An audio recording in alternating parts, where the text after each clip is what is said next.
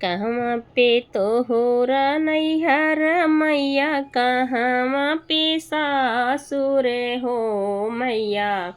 कहवा पे तोरा दरबार, दर्शन हम आउबई हो। कहवा पे तोहरा नैहर मैया, कहवा ससुरालई हो मैया। कहवा पे तोहरा दरबार, दर्शन हम करबई हो। मथुरा में है मोर नैहर, गोकुल में ससुरालई हो भक्ता।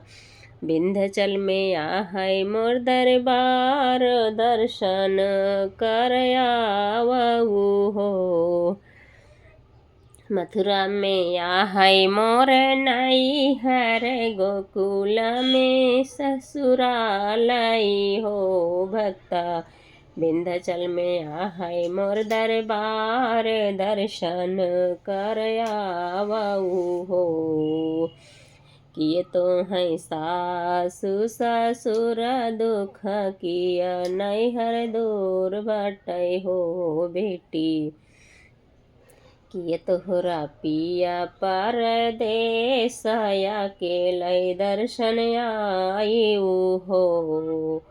किए तोहरा सासु ससुर दुख, किया नैहर दूर बाटे हो बेटी। किए तोहरा पिया परदेस, अकेले दर्शन आयु हो। नहीं मोरे सासु ससुर दुखे, नहीं नैहर दूर बटै हो मैया। नहीं मोरा पिया परदेस, कोखिया दुख बाटई हो। नहीं मोरे सास ससुर दुख, नहीं नैहर दूर भटै हो मैया। नहीं मोरा पिया परदेस, कोखिया दुख बाटई हो। रोई रोई काहिली बझिनिया, सुनाऊ मोरी मैया जी हो मैया। सुनी बाटै गोदिया हमार, बालक सुख देऊ हो। रोई रोई काहिली बझिनिया, सुनाऊ मोरी मैया जी हो मैया। सुनी बाटै गोदिया हमार, बालक सुख देऊ हो।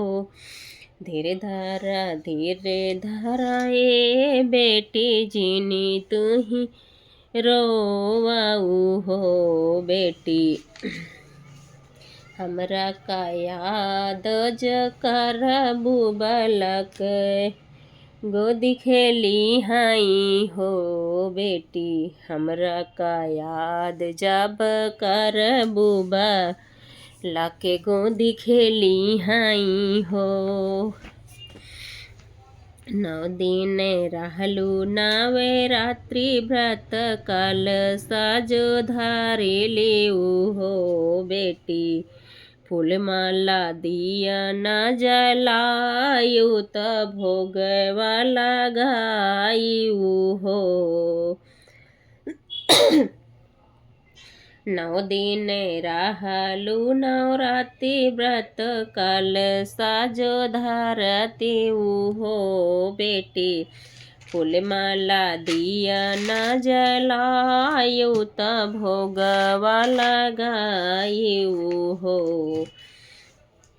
घर घर में पूजन करायु, तो पचरा गवायु हो बेटी। मोतियन चौक पुरायु, त हम का बोलायु हो। घर घर में पूजन करायु, त पचरा गवायु हो बेटी। मोतियन चौक पुरायु, त हम का बोलायऊ हो। पंडित पुजारी बोलायऊ त पाठ करायऊ हो। बेटी फुलवा कैयासन लगायऊ त बेनिया डोलायऊ हो।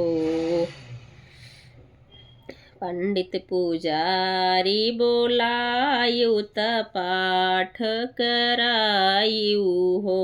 बेटी फुलवा कैयासन लगायऊ त पंख डोलायऊ हो। नौ कन्या यज्ञ बोलायऊ त भोजन करायऊ हो। बेटी अंगने में हवन करायऊ, अंगने में हवन करायऊ त बेटी पूरा होई हई हो। तुहरा नामा त पूरा होई जाई हई हो। नौ कन्या यज्ञ बोलायऊ त भोजन करायऊ हो। बेटी अंगने में हवन करायऊ त बेटी पूरा होई हई। तोहरा मंगनावा त गोदी भरी जाई हई हो। बेटी पूरा होई हई तोहरा मंगनावा त गोदी भरी जाई हई हो। तबही के नवमे महीनावा बालक गोदी खेली हई हो। बेटी गोदी बालक सुख पाऊ बेऊ हो। तबही तो नवमे महीनावा बालक गोदी खेली हई हो। बेटी गोदी सुख पाई बेऊ हो। कहवा पे तोहरा नैहर मैया, कहवा पे सासुर हो। मैया कहवा पे तोहरा दरबार, दर्शन करैयऊ बई हो। मैया कहवा पे तोहरा दरबार, दर्शन करैयऊ बई हो। धन्यवाद। जय माता दी। हमारा देवी पचरा गीत कैसा लगा आप सभी को कमेंट बॉक्स में अपनी राय जरूर देना। वीडियो को फुल वॉच करना।